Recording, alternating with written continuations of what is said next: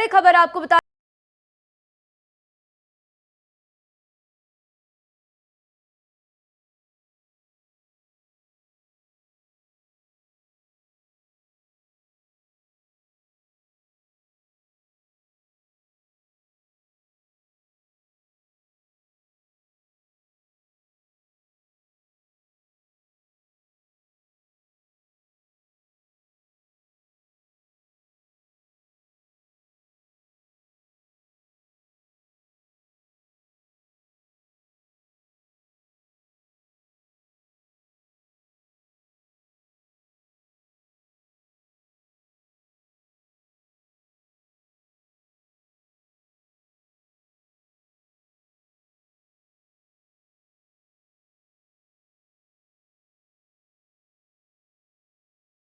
होनी है। इस बैठक में किन किन अहम मुद्दों पर बातें होंगी, क्या अहम बातें इस बैठक से निकलकर सामने आ सकती हैं?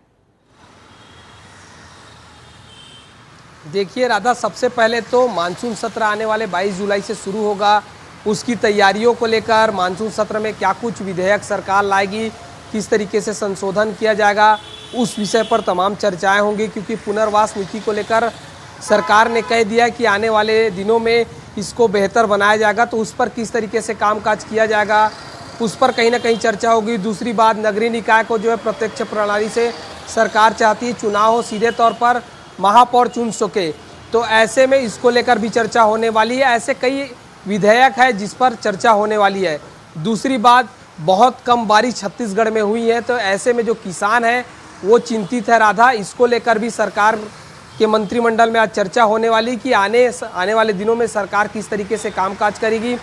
तीसरी बात, खरीफ फसल की जो बुआई है वो शुरू हो गई है, तो ऐसे में खाद बीज की जो समस्या है किसानों को ना हो, इसका भी ध्यान रखा जाएगा। आज कैबिनेट में इसकी भी चर्चा होगी कि किस किस क्षेत्र में किसानों को धान बीज और जो खाद है वो समस्या तो नहीं हो रही है, इस पर भी लगातार चर्चा किया जाएगा, ताकि जो भी समस्या हो रही है उसका दिशा निर्देश खास तौर पर दिया जाएगा। अगर चौथी बात किया जाए तो आने वाले दिनों में किस तरीके से सरकार क्या क्या योजना लाने जा रही है, खासकर युवाओं की बात की जाए, क्योंकि युवा के लिए ऐसी योजना नहीं लाई गई है राधा। तो युवाओं के लिए एक योजना मुख्यमंत्री न्याय योजना की तरफ से एक योजना लाई जाएगी, ताकि युवाओं को जो संस्कृति है उससे जोड़ा जा सके। तो कुल मिलाकर आज की बैठक काफी महत्वपूर्ण होने जा रही है। दोपहर 3 बजे से बैठक नवा रायपुर में आयोजित की गई, जिसमें सारे मंत्रिमंडल के लोग शामिल होंगे। राधा, ठीक है खोमन, आप हमारे साथ बने रहिए, अगली खबर पर भी हम आपका रुख करेंगे।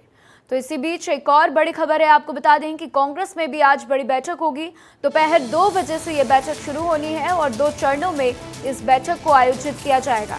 तो पहली बैठक होगी जिला अध्यक्षों की और दूसरी बैठक में प्रदेश कार्यकारिणी के लोग मौजूद होंगे। तो नगरीय निकाय चुनाव के लिहाजे से ये बैठक बहुत ही महत्वपूर्ण बताई जा रही है। साथ ही जिला अध्यक्ष और कार्यकर्ताओं के परफॉर्मेंस पर भी चर्चा की जाएगी।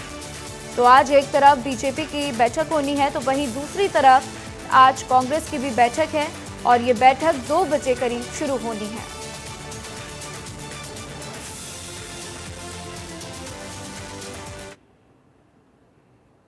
तो इसी बीच एक और बड़ी अपडेट आपको बता दें, कांग्रेस की बैठक को लेकर कैबिनेट मंत्री केदार कश्यप ने तंज कस दिया है। उन्होंने कहा कि संगठन को कितना मजबूत करेंगे ये तो वो ही जानेंगे, हार का ठिकड़ा किसके ऊपर फोड़ा जाए उसके लिए व्यक्ति खोज रहे हैं।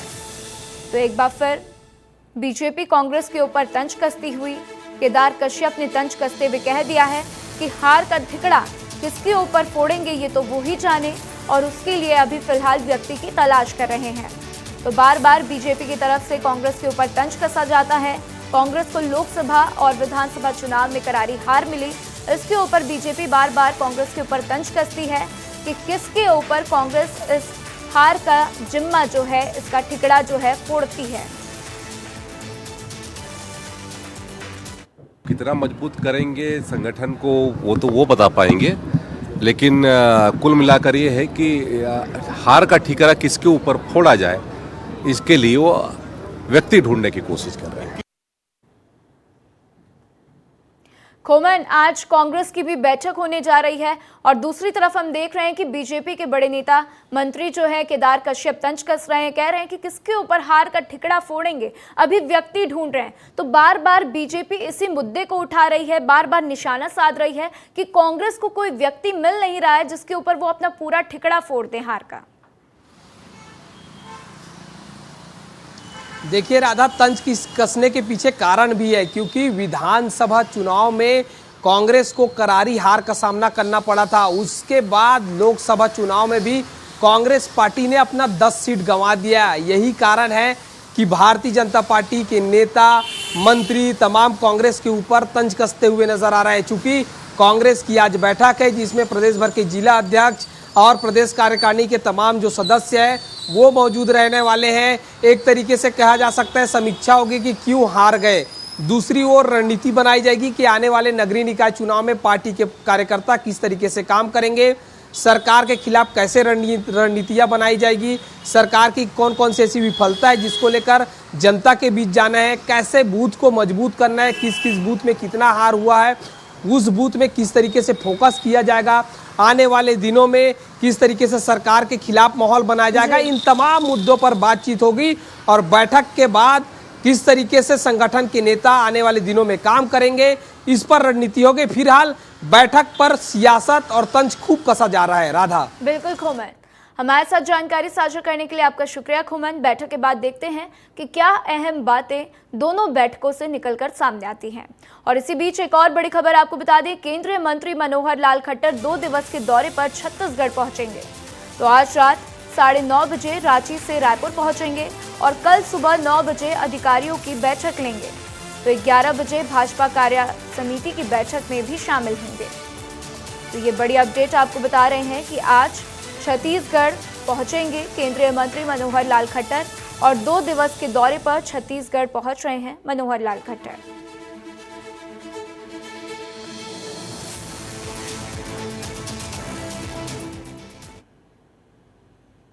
तो भारतीय जनता पार्टी प्रदेश कार्य समिति की कल बैठक होने जा रही है। रायपुर के दीनदयाल ऑडिटोरियम में ये बैठक होगी। कार्य समिति की बैठक में केंद्रीय मंत्री मनोहर लाल खट्टर भी शामिल होंगे। तो इसके अलावा आपको बता दें कि मुख्यमंत्री विष्णुदेव साय सहित बड़ी संख्या में बीजेपी के पदाधिकारी भी मौजूद रहेंगे। भारतीय जनता पार्टी के प्रदेश अध्यक्ष तैयारियों का जायजा लेने के लिए दीनदयाल ऑडिटोरियम भी पहुंचे हैं।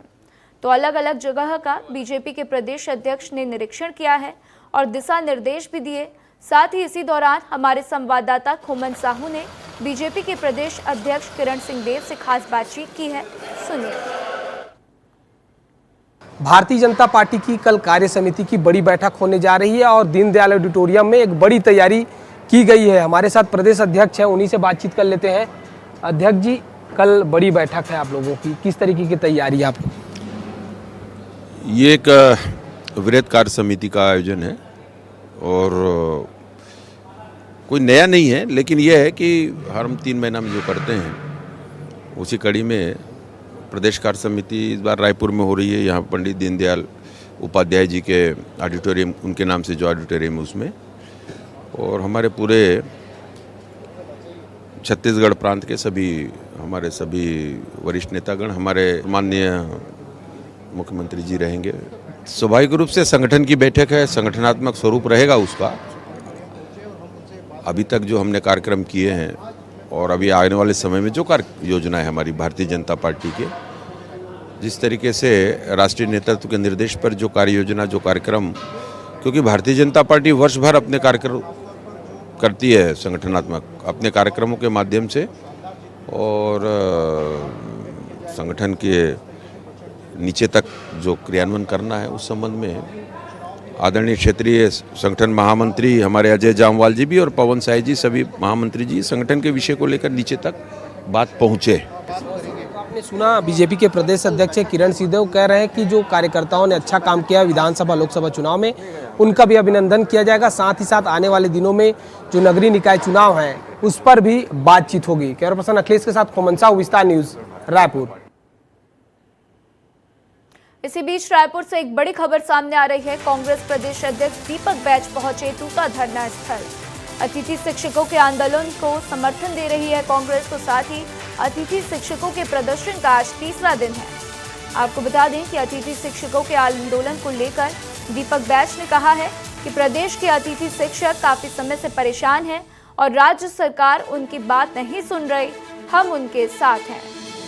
तो दीपक बैच का बड़ा बयान। आपको बता दें कि आज दीपक बैच खुद अतिथि शिक्षकों का समर्थन देने के लिए तूता धरना स्थल पहुंचे हैं, जहां पर उन्होंने अतिथि शिक्षकों के आंदोलन में समर्थन देते हुए हिस्सा लिया है। तो आइए इस खबर पर ज्यादा जानकारी के लिए मेरे सहयोगी रोहित मेरे साथ जुड़ चुके हैं, उनका रुख करते हैं। रोहित, अतिथि शिक्षक सरकार से मांग कर रहे हैं, क्या मांगे उनकी ऐसी हैं जो सरकार पूरी नहीं कर रही है? बिल्कुल, देखिए, उनको पुनः नियुक्ति दी जाए और जिस पद पर वो काम कर रहे थे शिक्षकों के पद पर, उसी पद पर उन्हें फिर से नियुक्त किया जाए ताकि उनके सामने के रोजी रोटी की संकट दूर हो। और ये तमाम एकलव्य विद्यालय के अतिथि शिक्षक हैं जिनकी 2008 से लेकर 2010 तक के जो विद्यार्थियों को पढ़ाने वाले शिक्षक थे उनकी नियुक्ति की गई थी, उन्हें सरकारी नौकरी दे दी गई थी। लेकिन 2013 के से 2017 के बीच में जिन शिक्षकों की नियुक्ति की गई वो तमाम लोगों को जो है वो शासन की तरफ से उन्हें जो है वो अनुकंपा पे रखा गया था। कोई भी पूर्ण रूप से ड्यूटी करते हुए जो है वो नहीं नजर आए थे, जिस पर जो है उनकी तरफ से उनको नौकरी से हटाया गया था। और 2024 पे एक पूर्णकालिक शिक्षक की नियुक्ति की गई और जिसके बाद से अब इस पर जो है वो शिक्षक प्रदर्शन कर रहे हैं। वो 650 से ज्यादा शिक्षक हैं और वो ये कह रहे हैं कि उन्हें नौकरी से निकाले जाने के बाद में कहीं ना कहीं दिक्कतें, उनकी रोजी रोटी की संकट खड़ी हो गई है। और उस पर ही प्रदेश अध्यक्ष दीपक बैच जो है वो पहुंचे थे और वहां पर वो समर्थन देते हुए नजर आए और ये कह रहे हैं कि सरकार को दीपक बैच पहुंचे हैं, कांग्रेस की तरफ से समर्थन दिया जा रहा है अतिथि शिक्षकों का। आगे नगरीय निकाय चुनाव है, इसको देखकर क्या समझा जाए? कांग्रेस का ये समर्थन क्या उन्हें कुछ फायदा दे सकता है चुनाव में? बिल्कुल, देखिए, विपक्ष का काम होता है और विपक्ष इस तरह की जब आंदोलन होते हैं तो उसमें कहीं ना कहीं पहुंचता है और जो लंबे समय से निष्कर्ष ना निकल पाया हो तो उनको समर्थन देता हुआ नजर आता है। तो उसी के तारतम्य में इस बार फिर से कांग्रेस की ओर से दीपक बैच पहुंचे हैं, समर्थन दे रहे हैं, क्योंकि मामला बहुत पुराना है। 2008 से शुरू हुआ मामला, 2017 फिर 2024 तक चला। तो ये विपक्ष के दायित्व के नाते दीपक बैच पहुंचे हैं और नगरीय निकाय चुनावों से लेकर भी महत्वपूर्ण आराधा बिल्कुल कहा जा सकता है। बिल्कुल रोहित, ठीक है रोहित, आप हमारे साथ बने रहिए, अगली खबर पर भी हम आपका रुख करेंगे। तो इसी बीच एक और बड़ी खबर आपको बता दें, पटवारियों की अनिश्चितकालीन हड़ताल जारी है। 32 सूत्री मांगों को लेकर प्रदर्शन कर रहे हैं और सभी जिला मुख्यालयों पर धरना प्रदर्शन कर रहे हैं पटवारी। तो विभाग के कामकाज में इसका असर भी पड़ता हुआ दिखाई दे रहा है। तो पटवारियों की अनिश्चितकालीन हड़ताल जारी है। तो अपनी 32 सूत्री मांगों को लेकर प्रदर्शन इनका जारी है और रायपुर की भी कुछ तस्वीरें सामने आई। आप ये तस्वीरें देखिए जहां पर पटवारी जो है अनिश्चितकालीन हड़ताल पर बैठे हुए हैं। राजद पटवारी संघ जिंदाबाद, पटवारी संघ जिंदाबाद, जिंदाबाद। तो आइए इस खबर पर ज्यादा जानकारी के लिए मेरे सहयोगी रोहित मेरे साथ जुड़ चुके हैं, उनका रुख करते हैं। रोहित, पटवारियों का अनिश्चितकालीन प्रदर्शन लगातार जारी है जिससे कि विभाग के कामकाज पर भी असर पड़ रहा है, तो इसको कैसे देखते हैं आप? ये जो इनकी मांगे हैं इसके ऊपर प्रशासन की तरफ से क्या अपडेट है, कब तक इनकी मांगों को पूरा किया जाएगा?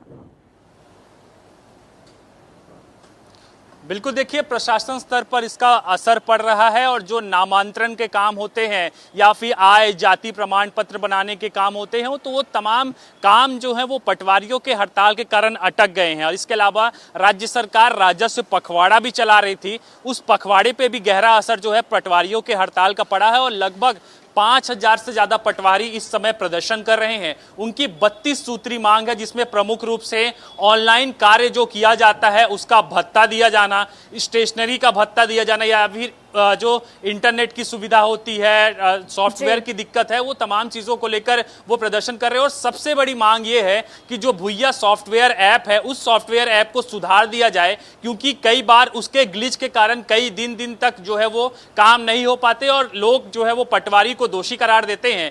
पटवारियों ने पहले ही अल्टीमेटम राजस्व मंत्री को दिया था, लेकिन कोई निर्णय नहीं हो पाया। अब हालांकि सरकार की ओर से ये कहा जा रहा है कि उनसे बातचीत की जाएगी और उनकी जो जायज मांगे होंगी उनको माना भी जाएगा।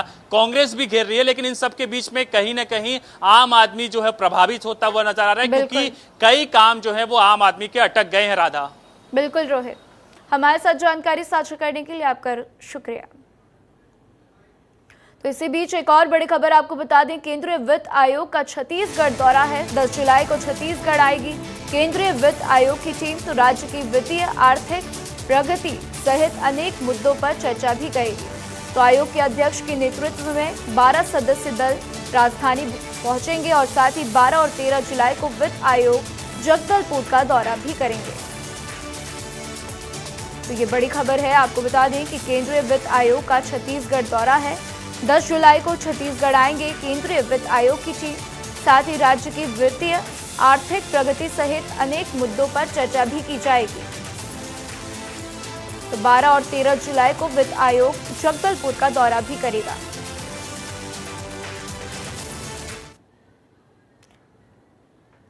तो इसी बीच रायपुर से एक और बड़ी खबर आपको बता दें, शारदा चौक तात्या पारस सड़क चौड़ीकरण का मामला सामने आया है।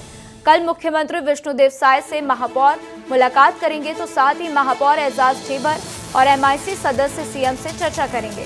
तो 13 जुलाई से सड़क चौड़ीकरण को लेकर शुरू किया जाएगा जन समर्थन, और जन समर्थन के तहत कांग्रेस पार्षद दल साक्षरता अभियान भी शुरू करेगा। तो पब्लिक से पूछा जाएगा कि सड़क चौड़ीकरण हो या फिर नहीं हो।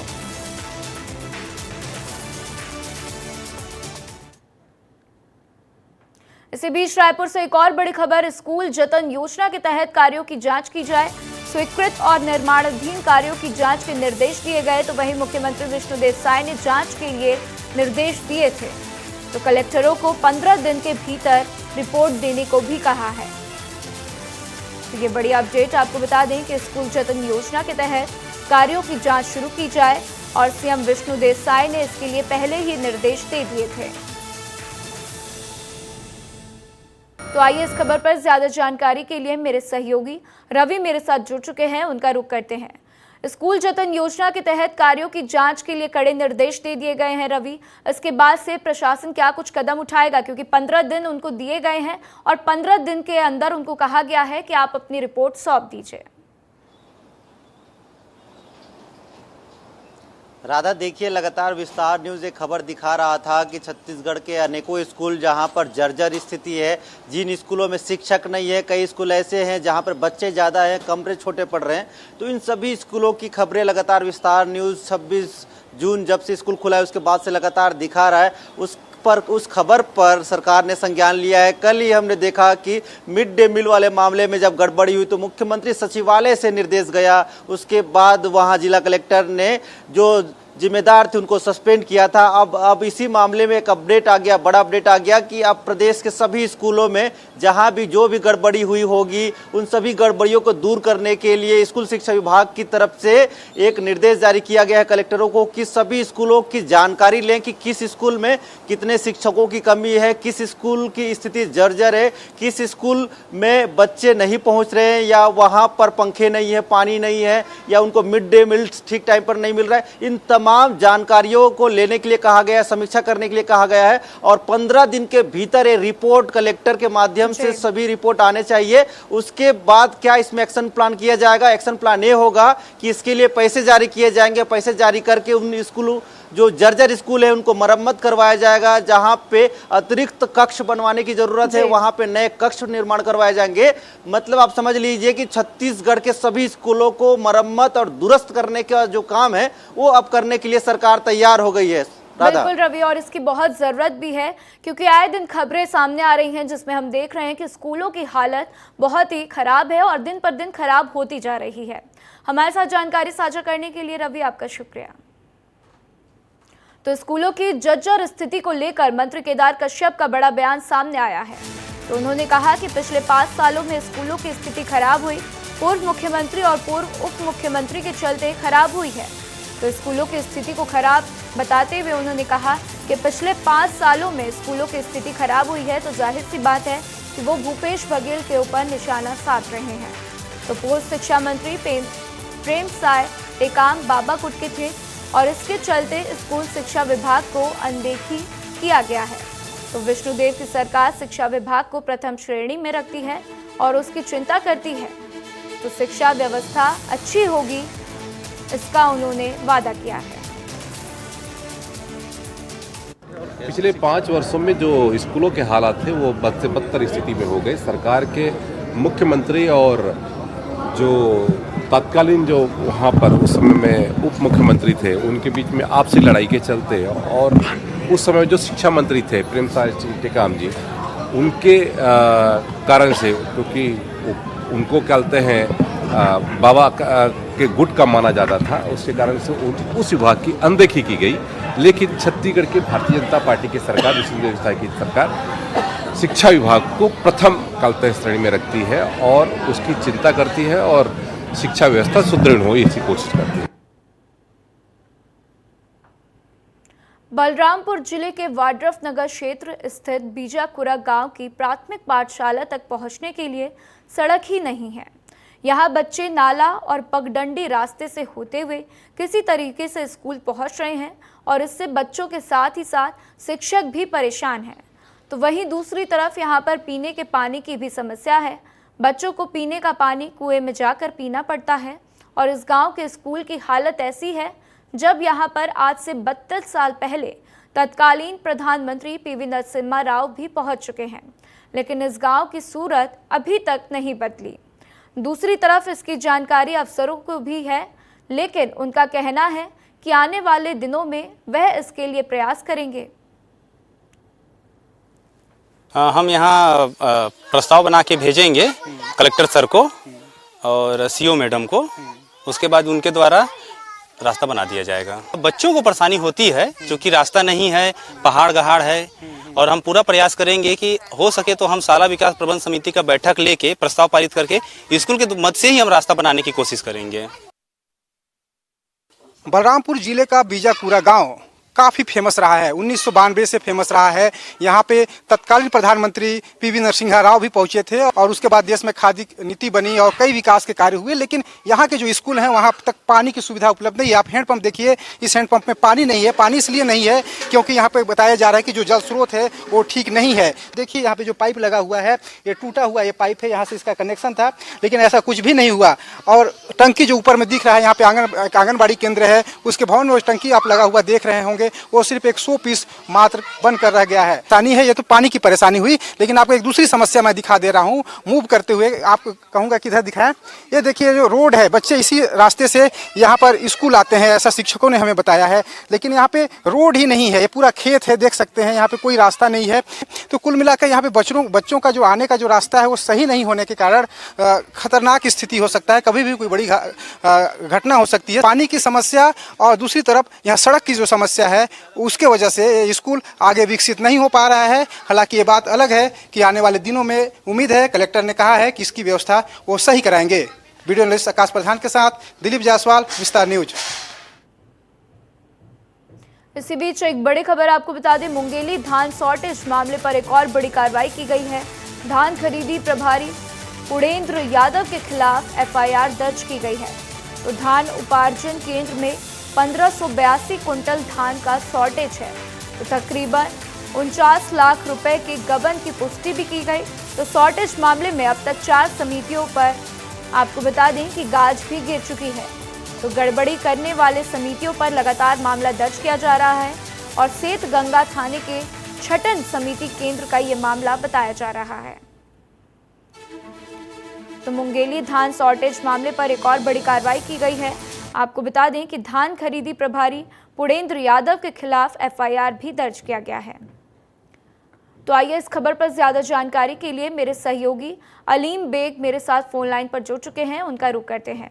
अलीम, धान उपार्जन केंद्र में 1582 कुंटल धान का शॉर्टेज का मामला सामने आया है और इसके ऊपर एक और बड़ी एफआईआर दर्ज की गई है। क्या कुछ जानकारी मिल रही है वहां से? जी, मुंगेली जिले में जो धान शॉर्टेज के मामले को लेकर कलेक्टर राहुल देव जो है वो सख्त निर्देश दिए हुए हैं कि जितने भी समिति कर्मचारी है वो जल्द से जल्द धान का शॉर्टेज पूर्ण करे, क्योंकि मुंगेली जिले में 68 समिति केंद्र है जहां 70,000 जो धान है वो शॉर्टेज आया है, जिसमें पूर्व में 4 समितियों को FIR भी करा चुके हैं और आज में जो छठन समिति केंद्र है जिसमें 1582 धान जो है वो उसका शॉर्टेज का मामला आया था, जिसकी राशि करीबन 49 लाख रुपए आकी गई है। इस मामले में भी आज कार्रवाई की गई है। वहीं कलेक्टर राहुल देव ने सभी ठीक है अलीम, हमारे साथ जानकारी साझा करने के लिए आपका शुक्रिया।